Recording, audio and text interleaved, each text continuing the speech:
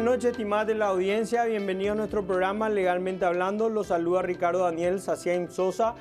Hoy, iniciando el mes de Octubre Rosa, el mes dedicado a la prevención de cáncer de mama, arrancamos nuestro primer programa de Octubre Rosa teniendo el honor de tenerla a la ministra Carolina Yanes. Buenas noches, estimada ministra, ¿cómo está usted? Buenas noches, Ricardo. Buenas noches a la audiencia también. Realmente es un honor para mí estar invitada en este bloque, sobre todo para hablar de temas relacionados a las mujeres, estando en la Corte Suprema de Justicia como única mujer, y de otros aspectos relacionados también al trabajo que nos compete en la Sala Penal de la Corte Suprema de Justicia. Encantada. El honor es nuestro, estimada ministra, de tenerla de vuelta en el programa, sobre todo volviendo al mes de octubre, que es importante porque destacamos las mujeres que tienen mucha relevancia o muchísima importancia, como el caso de la ministra, por ser la única ministra mujer en nuestro mundo del derecho. Mi querida ministra, todos nosotros los colegas ya te conocemos, pero para nuestra audiencia, si te puedes presentar, por favor,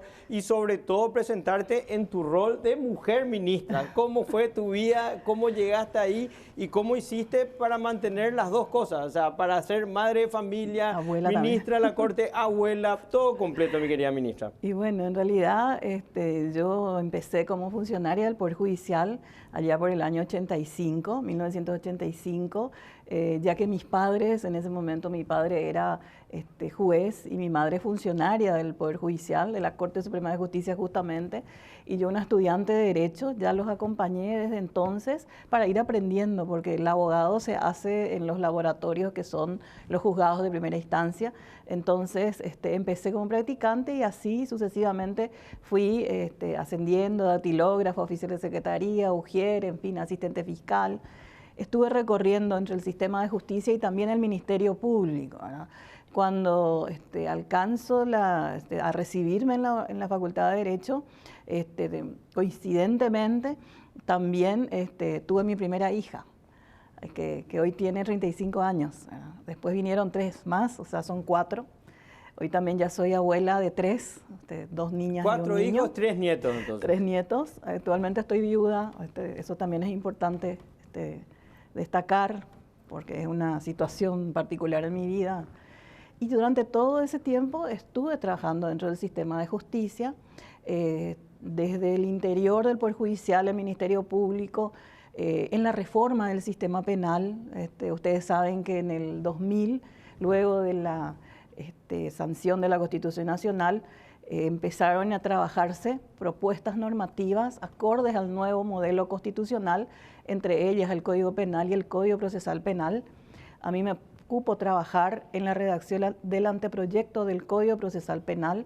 También trabajamos conjuntamente en la revisión del anteproyecto de la Ley Orgánica del Ministerio Público, y a partir de ahí se vino toda una trayectoria en el ámbito penal. En el ámbito penal, donde también concursé para la magistratura de penal, juzgado penal de garantías. Fui electa como jueza penal de garantías de Lambaré. En aquel momento el sistema era nuevo y la Corte estaba encabezando la implementación. Estando más o menos al año de mi ejercicio en esa judicatura, la Corte Suprema de Justicia en ese momento, presidida por el ministro Sapena Brugada, me llama para pedirme que trabaje en la implementación del Código Procesal Penal. Entonces me desafectan de mis funciones y vengo para trabajar con otros jueces que estaban ya también en el ejercicio en el Tribunal Modelo, que fue un módulo de entrenamiento y capacitación intensa de todos los operadores del sistema penal para trabajar en el nuevo Código Procesal Penal, que como todos sabemos fue un cambio de paradigma muy importante. Del modelo secreto, escrito, inquisitivo, se pasó al acusatorio oral y público. Sistema republicano, acorde con la Constitución, la Nobel Constitución. Entonces, todo eso me dio, digamos, una oportunidad para empaparme con el sistema penal, fundamentalmente el proceso penal, y a partir de ahí también después exploré otras alternativas. En el 2005, completando mi mandato como jueza de garantías, me lanzo a trabajar en la profesión. estuve prácticamente 11 años Ella era trabajando. madre de 4. Ya estaba. Ya Sí. estaban los 4. Estaban los 4 en plena etapa escolar, ¿verdad? Bastante, había que trabajar para pagar la cuota del colegio, ¿verdad? Esa es una realidad que todos los padres sabemos. Es así. Y bueno, entonces también pude explorar otras perspectivas del sistema en sí, porque una cosa es ser juez o ser fiscal o ser defensor público o estar de este lado, digamos, del conflicto, y otra cosa es ser abogado litigante. Sí. Particular. Son dos cosas diferentes. Son cosas diferentes. Y eso me dio también la visión desde ese ángulo muy importante para entender la problemática y aportar, digamos, ideas para solucionar. Bueno, estuve también asesorando algunas instituciones públicas como el Ministerio de Hacienda, también fui asesora del jurado de enjuiciamiento, también estuve como directora jurídica en el Instituto de Previsión Social, y esa sí que fue una verdadera universidad del sistema administrativo estatal, porque es completamente otra visión para el abogado que está del lado penal o que está del lado civil. Se trata de litigar las demandas que tiene el Estado o las demandas que hace el Estado en el ámbito administrativo, ¿verdad? Todo un mundo muy interesante también para mí. Estuve 6 años ahí, primero de directora, después con los cambios de administración pasé a cargos de asesoría, y a partir de ahí, en el 2018 me llamaron para hacer una intervención a una municipalidad. Me acuerdo de Ciudad del Este. Sí, de Ciudad del Este. Sí, estuve también un tiempo ahí, lo cual creo que me dio cierta visibilidad. Sí, recuerdo yo mismo. Más allá del ámbito meramente profesional. Y bueno, en aquel entonces yo ya estaba también intentando llegar a los cargos de Fiscalía General y la Corte Suprema de Justicia. Estaba en el 6º concurso al que me estaba presentando. Eso es muy importante, ministra, destacar esa perseverancia que tuviste en cuanto a ternas hasta llegar a ministra de la Corte. Y bueno, en realidad yo dije siempre, bueno, no sabía si iba a llegar alguna vez, siempre dije que había que hacer ese concurso, porque ese concurso de alguna manera te entrena porque no es un concurso no es normal, y aparte siempre suelen ser de jueguitos y trapitos sucios también. Es de alta competitividad y hay que saber jugar el juego limpiamente. Sí. Bueno, entonces yo ya estaba presentándome para la 6ª vez, ¿verdad? Y en ese momento, bueno, culmina esa tarea y también me tocó estar un tiempo difícil porque estaba empezando la Cenavico y me llamaron también para ser secretaria ejecutiva de esa oficina importante que después más adelante cuando hablemos de lo otro te voy a contar su trascendencia, ¿verdad? Ahí también aprendí, porque en ese momento el Paraguay estaba comprometiéndose a nivel internacional a contar con todos los mecanismos, organismos, estamentos, técnicos, recursos materiales y humanos para combatir el lavado de dinero. Y uno de los aspectos relacionados al lavado tiene que ver con los bienes que son afectados o los derivados del lavado, que conforme las leyes y conforme el estándar internacional tiene que ser pasado al Estado. Entonces necesariamente había que crear una oficina estatal que se encargue de administrar esos bienes mientras duran los procesos penales, a los efectos de que al cabo de los mismos o en el momento procesal oportuno puedan ser comisados e inscriptos a nombre del Estado paraguayo, la Cenavico como representante. Esa fue, digamos, empezó con la Cenavico y después se crearon los otros organismos. Un desafío muy grande para el Paraguay porque estaba en etapa previa a la evaluación de Gasilab. Sí. Entonces era muy importante instalar ese organismo. Yo fui la segunda ministra de la Cenavico, la primera fue la doctora Gómez, Karina Gómez, y era muy pequeñita pero con unas potestades enormes, ¿verdad? Entonces, ¿cómo estar a la altura de las exigencias? Bueno, también he aprendido mucho ahí y bueno, en ese entonces el proceso para la Corte estaba también llegando ya a su momento de conclusión y me tocó estar en una terna con la doctora Alma Méndez y el doctor Linneo Ifrán. Bueno, fue también muy peleado en su momento y bueno, Ya sabemos Sí, cómo concluyó terminó eso.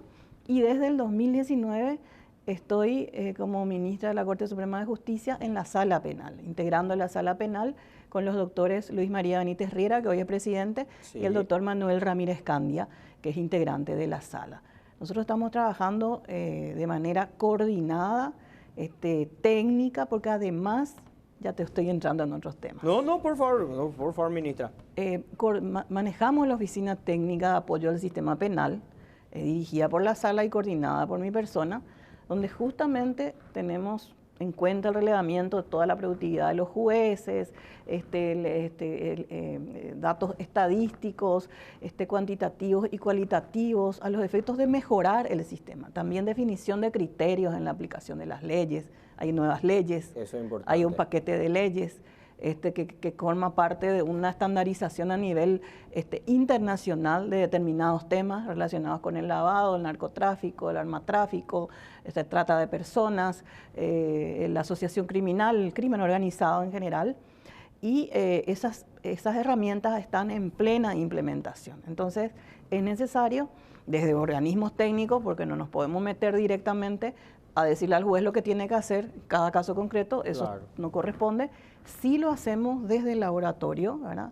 Cuando definimos criterios en general para la aplicación de determinadas normativas, hay normativas nuevas, en fin, y todo eso de alguna manera va enriqueciendo o aportando protocolos, herramientas, criterios definidos o mayor claridad a la tarea de los jueces penales y sobre todo a la tarea de los jueces penales especializados en criminalidad compleja, que es el desafío actual nuestro. Que son cargos creados, ¿verdad, ministra? Ahora son cargos que se crearon ahora los jueces especializados. Sí, se crearon ahora, pero cuando tuvimos en vigencia la ley se puso en vigencia en el 2019, justamente cuando yo ingresé a la Corte Suprema de Justicia, y ya estaba empezando el examen Gafilat, pre-examen Gafilat a Paraguay.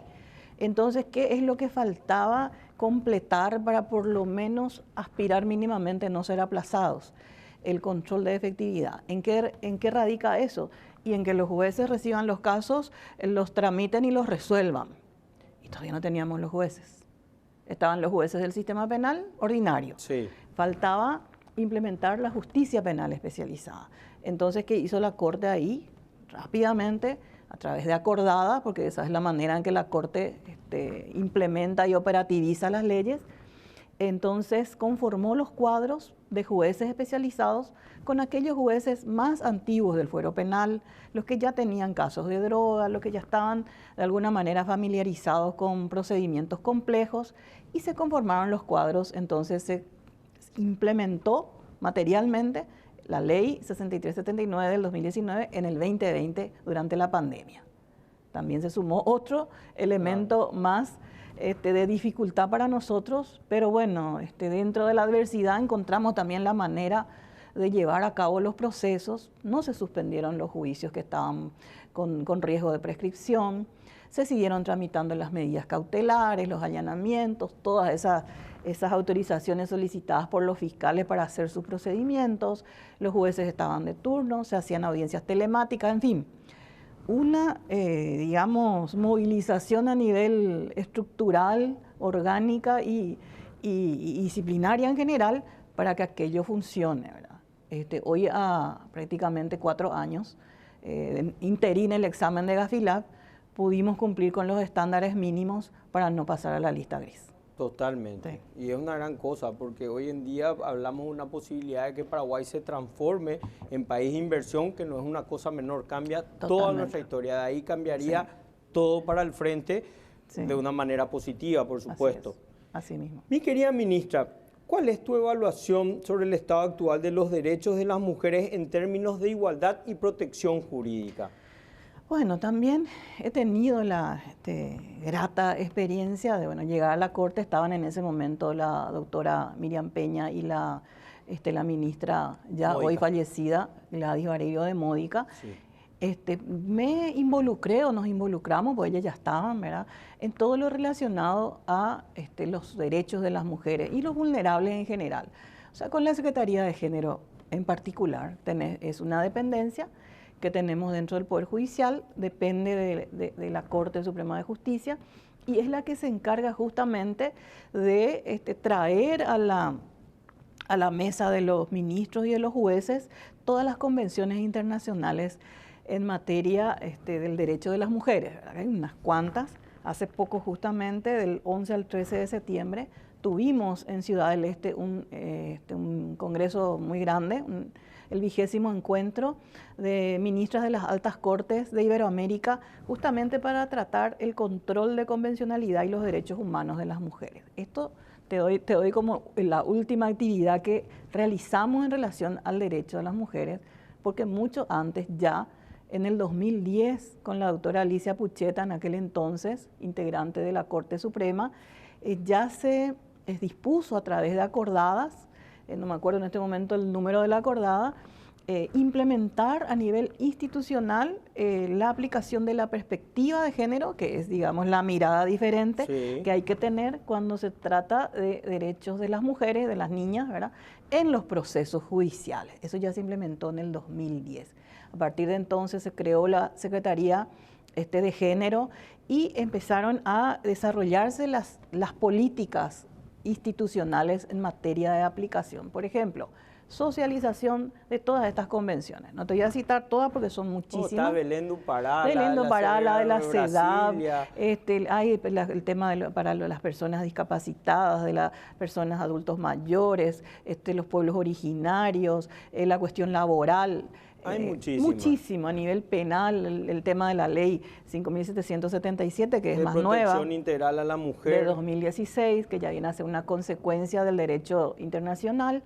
En fin, hay una cantidad, y en este congreso en particular, que duró 3 días, justamente se reunieron ministras de los países de Iberoamérica, o sea, Latinoamérica y Europa, justamente para hablar del estado en que se encuentra el cumplimiento de las convenciones, ¿verdad? Y salió una declaración que me tocó leer al final del evento, que inclusive me emocionó, ¿verdad? Porque una declaración que, sin desperdicios, que en este momento está siendo trabajada para poder bajar en talleres a los efectos ya de trabajar más, digamos, profundamente sus recomendaciones con las juezas y con los jueces, ¿verdad? ¿De qué se trata esa declaración, ministra? Si te acordás a grandes rasgos. Es larguísima, tiene como 11 páginas. Sí, pero la idea... En realidad lo que se asume se reafirma el compromiso asumido ya por Paraguay, porque Paraguay en todas las convenciones y normativas surgidas en el derecho internacional ha celebrado, ha suscrito y ha elaborado y dictado leyes para su incorporación al ordenamiento jurídico vigente del Paraguay. O sea, el Paraguay se ha comprometido desde la primera hora a cumplir con toda esta digamos, movida relacionada al derecho de las mujeres. Entonces, ¿qué es lo que tiene que hacer? Tiene que reafirmar ese compromiso y tiene que profundizar los esfuerzos o intensificar los esfuerzos de manera que todos los operadores del sistema de justicia tienen que estar embebidos con esas convenciones, porque las convenciones en realidad están por debajo de la Constitución Nacional, pero responden... En interpretaciones están por arriba de las leyes y decretos. Están por arriba de las leyes. Acuerdos internacionales, leyes, decretos. Exactamente, artículo 137. Entonces, ¿cuál es la tarea? La tarea es seguir profundizando el conocimiento y la comprensión y la aplicación de todas esas recomendaciones. Y estos eventos lo que hacen es verificar el nivel de cumplimiento que estamos teniendo como país con relación a esas recomendaciones. En algunos casos felicitan y en otros casos obviamente recomiendan mayor efectividad, seguir trabajando con el tema de la violencia contra las mujeres, por ejemplo. Ese es un tema. Ese es un tema, ministra, que quiero tocar, pero debemos ir a la pausa. La aplicación de estos acuerdos internacionales y de las leyes especiales contra la violencia doméstica y el feminicidio que estamos teniendo, que para mí es una cifra alarmante porque va en crecimiento, y esto yo lo digo siempre. Tenemos que tener políticas de Estado y aplicar la ley de la manera más severa, porque nuestros números en tema de violencia y feminicidio son crecientes. Ya volvemos luego a la pausa.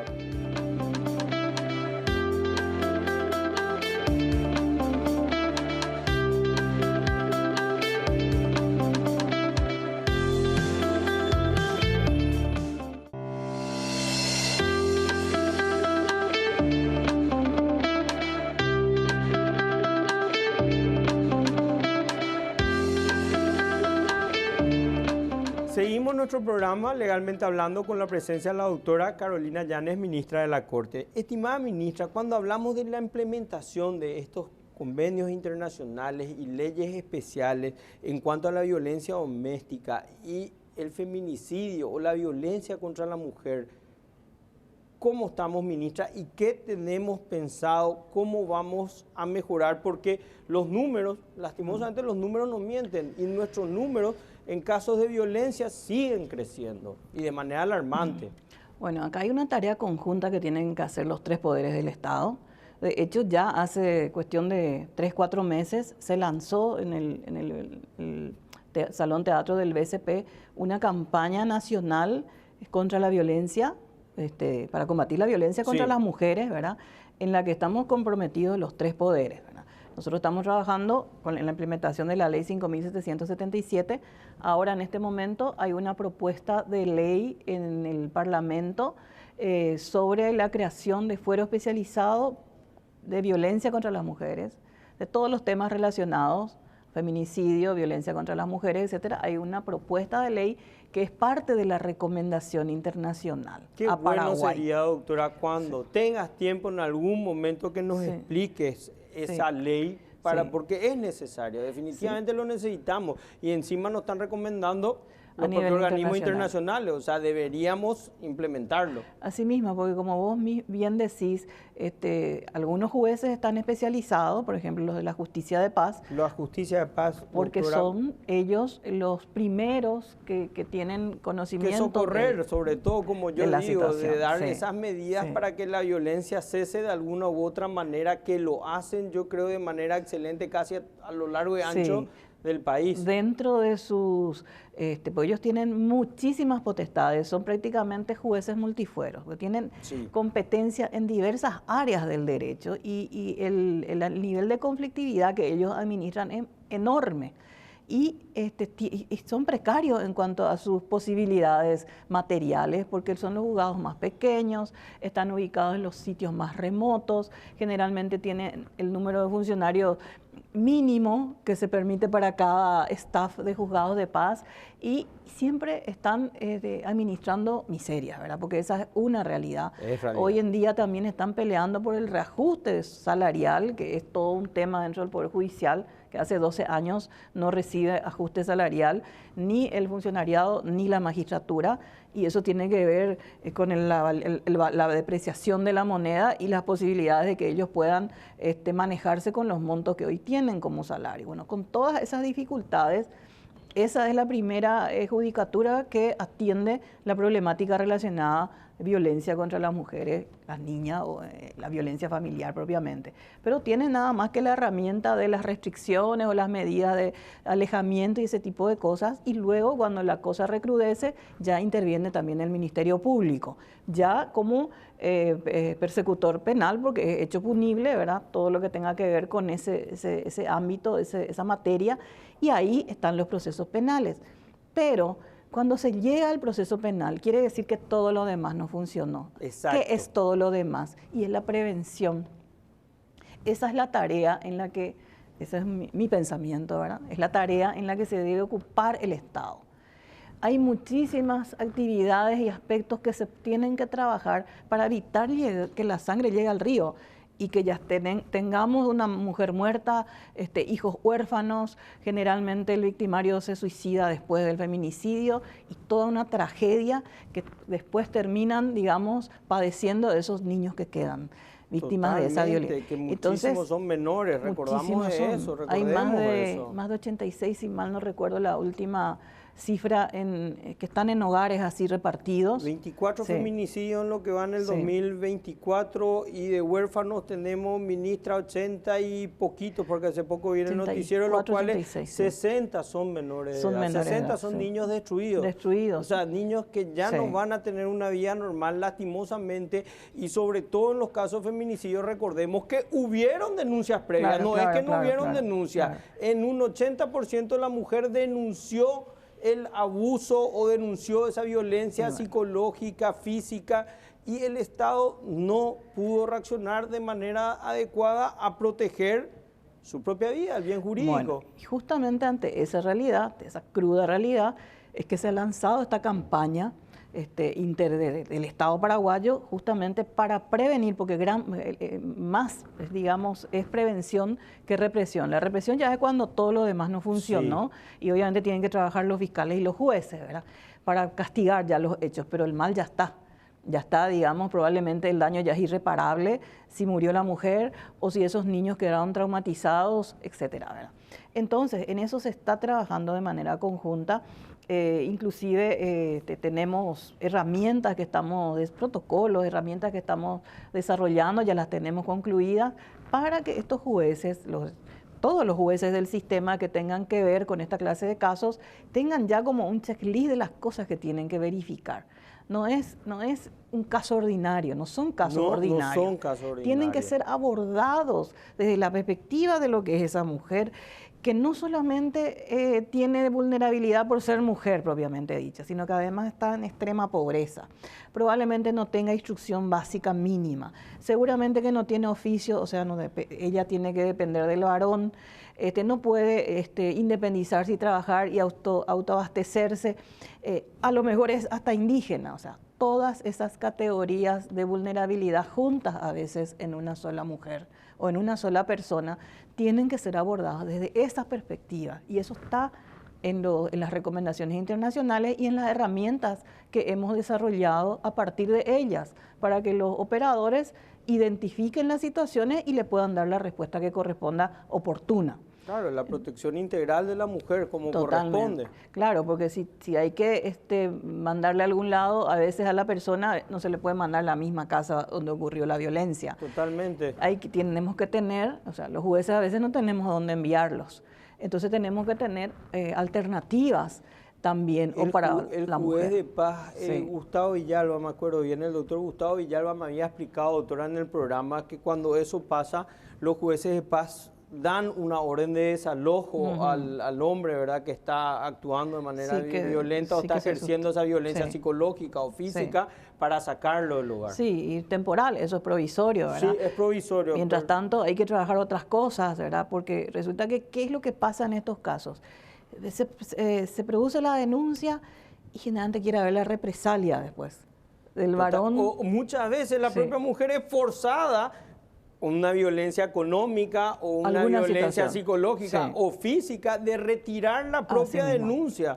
Así mismo. O sea, esa es una realidad que nosotros vivimos. Claro, porque es un problema que tiene varias aristas, o sea que hay que analizarlo de manera integral, estructural, y ir dándole las respuestas. Porque no es que se hace la denuncia y se va a solucionar el problema. No. La denuncia ya es para el castigo, para hacer un proceso penal y condenar a alguien, ¿verdad? Entonces, no tenemos que mirar el problema solamente desde la perspectiva penal y creer que el proceso penal o el sistema penal es la solución de todos estos males. Estos males tienen origen profundo. Yo no soy psicóloga, no soy socióloga ni antropóloga para decir dónde empieza el problema. A ese punto hay que llegar para saber la causa y evitar el problema. Entonces, a lo mejor es cultural, a lo mejor está naturalizado ser así, a lo mejor para nosotros es normal y nadie se escandaliza hasta que no muera una mujer. Entonces, de repente la tarea tiene que ser conjunta de todo el cuerpo social, ¿verdad? Entonces tienen que involucrarse. Crear conciencia, porque ahí dijiste una gran verdad, ministra. Muchas veces dicen, no le pegó. No le mató. O sea, claro. O sea, tenemos hay que esperar a que la pobre mujer muera y entonces, bueno, ahora vamos a reaccionar porque ahora sí le mató, ahora te muere. No es así, es prevención.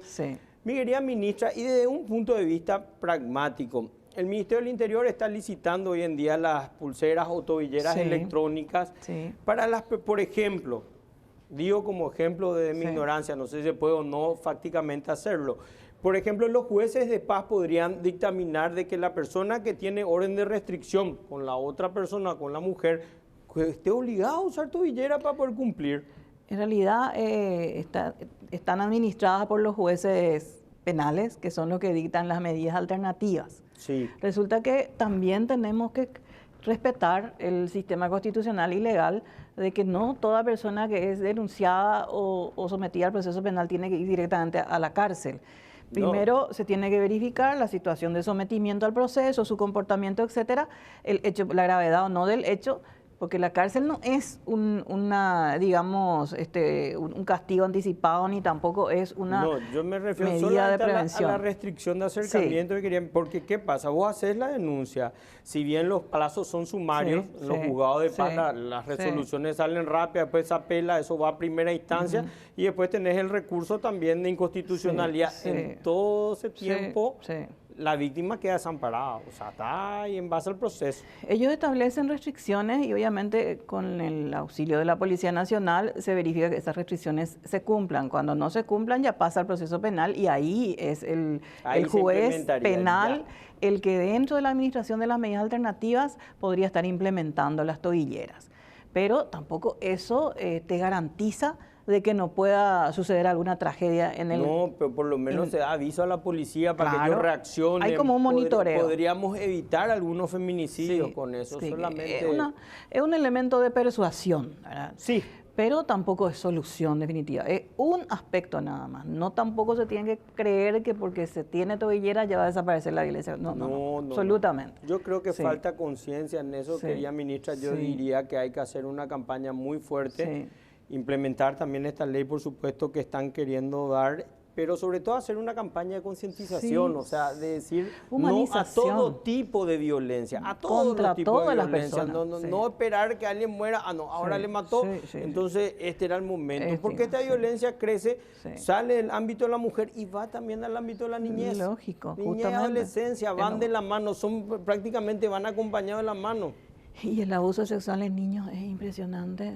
Todos los días nosotros fuimos, y conste que nosotros ya actuamos en tercera instancia, cuando ya la cosa está, digamos, más de 3 años en el sistema, es inmensa la cantidad de abuso sexual en niños. Por eso digo, mi querida ministra, yo siempre digo que nosotros somos un programa didáctico y que destacamos todo lo que es positivo en el mundo del derecho. No me gusta hablar de las cosas negativas, pero cuando es una realidad alarmante, como los casos de violencia, abusos menores, yo soy el primero que da desde un programa, quiero decir serio, que abarquemos como un aspecto serio de nuestro país, que nosotros los ciudadanos de bien y todas las personas, ya sean justiciables o personas que administran justicia, deben tomar en cuenta esto. Y es algo, estamos ante una pandemia de violencia contra la mujer, feminicidio y también de los niños. Sí, también siempre, porque yo no quiero ir a los extremos, también han habido personas que han utilizado el sistema de, digamos, de protección a la mujer para generar a veces casos falaces, claro, donde no deben haber siempre. Sí, entonces también hay que educar muy bien a la población, la gente que no es abogada y que no tiene por qué saber cuestiones técnicas, cómo funciona esto. No es que se puede fraguar una denuncia porque te dejó tu marido, entonces ya le hago una denuncia por violencia. O sea, ese tipo de cosas, enseguida se detecta. O sea, como un caso tan serio, yo creo que las personas tienen que ser serias en su denuncia, por supuesto. Y los operadores del sistema tienen que ser capaces como para detectar ese tipo de situaciones y no darle andamiaje, por ejemplo, a planteamientos falaces que hoy en día se llaman lawfare, o sea, la guerra jurídica creada es profeso donde la base no son reales, ¿verdad? Entonces son muchos aspectos que hay que atender a los efectos de darle canalización adecuada a los conflictos que ingresan al sistema judicial y con más razón estos que hoy están recrudeciendo, digamos. Querida ministra, al volver de la pausa podríamos hablar de las principales acciones que van a tomar este equipo de los 3 poderes del Estado con respecto a estos temas. Ya volvemos luego de la pausa.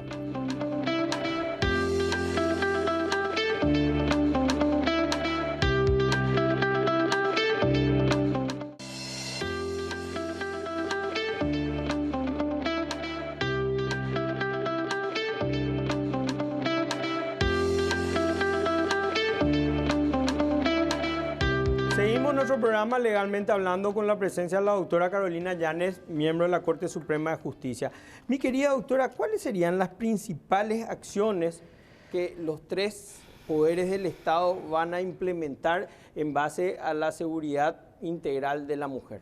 Bueno, se está trabajando en un plan integral de política criminal, porque esto pasa obviamente por lo penal, ¿verdad? Sí. Más allá de que lo preventivo abarca otros aspectos que no necesariamente tienen que ser penal, pero se tiene que trabajar desde los diversos estamentos, porque son varios los involucrados en el tratamiento, la canalización y solución de estos problemas. Por ejemplo, hay que trabajar con el Ministerio de Salud, con el Ministerio del Interior, la Policía Nacional, el Ministerio de la Niñez, porque se trata de situaciones Sí, que se dan en el ámbito familiar. Hay niños afectados, también con el Ministerio del Trabajo, porque también hay situaciones relacionadas al trabajo, en fin. Hay una cantidad de estamentos que tienen que sincronizar sus actuaciones y sus acciones para poder cumplir con los objetivos trazados en este caso. Y ya se establecieron los objetivos. Entonces hay que definir quiénes son esas instituciones, cuál es el nivel de responsabilidades que tienen en relación a los objetivos que hay que cumplir. Hay que hacer calendarios de trabajo, agendas integrales de trabajo. Eso es lo que hay que hacer. Y cada tanto hay que ir monitoreando eso, a todos los actores, y decirles en relación a este tema de la prevención que hicimos en relación a la persecución. Y a cada uno se le va a llamar conforme el rol que corresponda, ¿verdad? Entonces cada quien tiene que ser como una maquinaria de relojería. Todos tienen que estar girando en torno al objetivo. Entonces tiene que ser monitoreado, obviamente por el Estado, y ajustar si es necesario los lineamientos de la política estatal y sobre todo la política criminal. Porque la política criminal abarca un gran aspecto que tiene que ver con la prevención y ahí se participan diversos actores. Excelente. Mi querida ministra, crimen organizado y su injerencia en nuestro país. Bueno, en realidad es un fenómeno a nivel mundial. Sí, internacional. Se habla mucho de lo transnacional porque tiene que ver también con la globalidad, con los avances tecnológicos, ¿verdad? Que no siempre son utilizados para el bien, sino que a veces también aprovechados por la criminalidad. Sobre todo la que es organizada, porque aparte tiene los recursos económicos como para munirse de todo eso. Y hay la dinámica de la criminalidad es permanente y hay diversas alternativas ya, por ejemplo, hoy en día de transacciones comerciales que no precisamente son negativas por tratarse de criptomonedas, sino que ya no tienen un control del Estado, por ejemplo, porque su característica justamente es que cada persona pueda ingresar a las diversas plataformas creadas para el efecto y utilizar también la moneda virtual para sus transacciones, ¿verdad?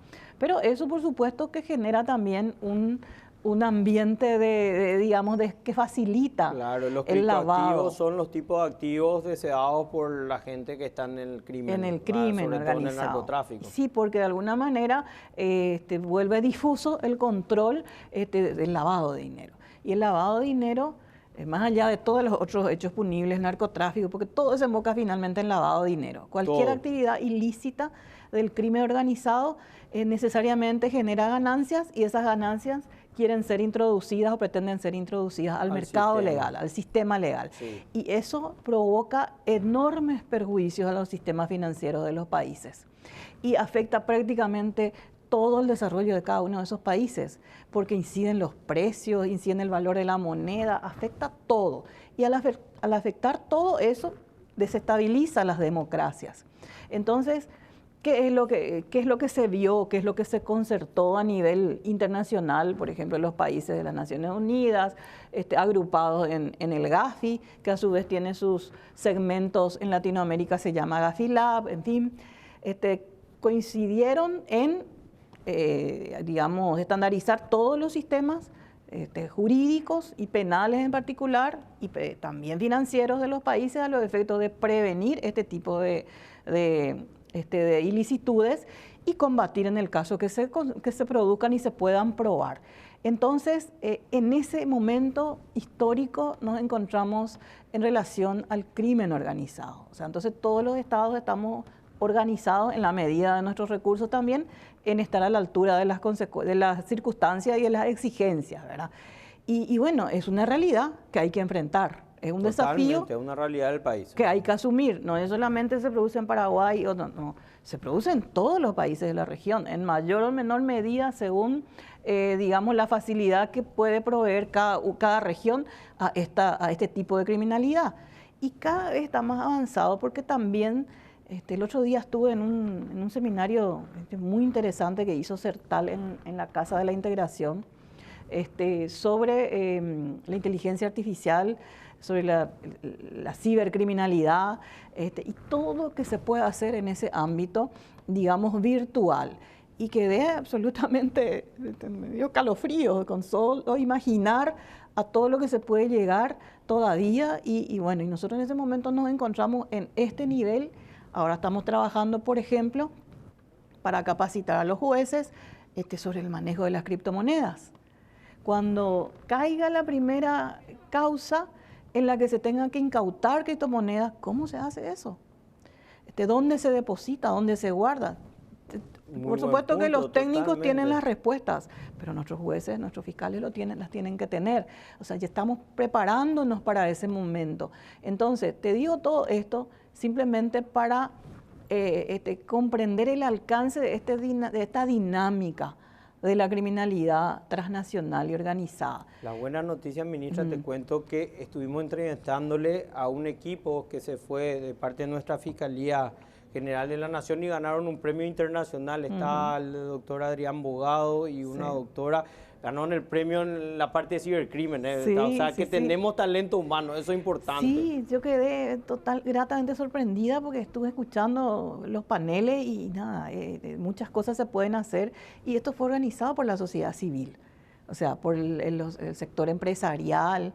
Y bueno, esa es una iniciativa muy importante y es necesaria en todo lo que hace a las políticas públicas y sobre todo a la política criminal. Imagínate lo importante de lo que decís, querida ministra, cómo embargás criptoactivos, dónde transferís, dónde llevas, cómo llevas. Bueno, ya hay toda respuesta para eso, ¿verdad? Pero tenemos que conocerla y tenemos que tenerla a disposición para poder actuar oportunamente, ¿verdad? Entonces, en ese nivel nos encontramos, por ejemplo, hoy.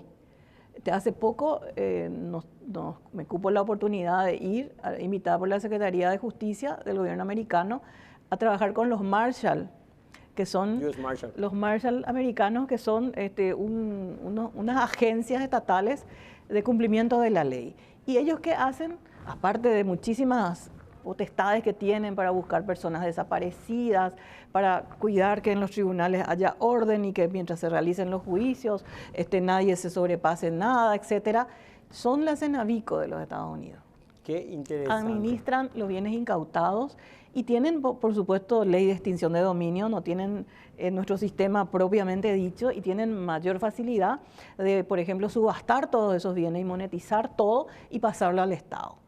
Ese es el objetivo que también nosotros tenemos. Lo que tenemos un sistema distinto, no tenemos, por ejemplo, ley de extinción de dominios, pero sí tenemos el comiso, donde de alguna manera se le saca del dominio a la persona que no puede justificar el origen de los bienes, ¿verdad? Totalmente. Mi querida ministra, se nos fue el programa y queda corto, pero dejé 2 minutos para que les puedas dar un mensaje a nuestras mujeres en general y también a nuestros colegas. Bueno, en realidad la problemática de los derechos afecta a toda la ciudadanía y a las personas que habitamos este país. Todos tenemos una norma que nos protege, una constitución que nos protege, una ley específica que protege cada una de las personas que habitan este país. Tenemos que conocerlas, porque quien no conoce sus derechos no tiene a lo mejor posibilidad de reclamarlos. No sabe cómo hacerlo, ante quién hacerlo, a quién tiene que exigir para que su derecho se restablezca. Y en el caso de las mujeres está todo instalado a nivel estatal. Policía Nacional, Ministerio Público, Ministerio de la Defensa Pública, lo dijo el defensor general aquí. Poder Judicial, tenemos oficinas de atención permanente, tenemos personas especializadas para recibir las denuncias, tenemos tratamiento, contención psicológica básica al inicio de los procesos. Todo está establecido, tenemos las páginas web donde están todos los datos, los números telefónicos a los que tienen que llamar. Entonces hay que ser un poco curiosas y verificar todo eso, interesarse en eso y conocer, porque esas son herramientas que probablemente pueden evitar que el conflicto o la violencia pase a algo peor, ¿verdad? Entonces, es importante que las mujeres conozcan sus derechos para que puedan reclamarlos y para que puedan ser oídas y atendidas oportunamente por el Estado. Estimada ministra, muchísimas gracias. Estimada de la audiencia, nos vemos el próximo domingo a las 21 horas.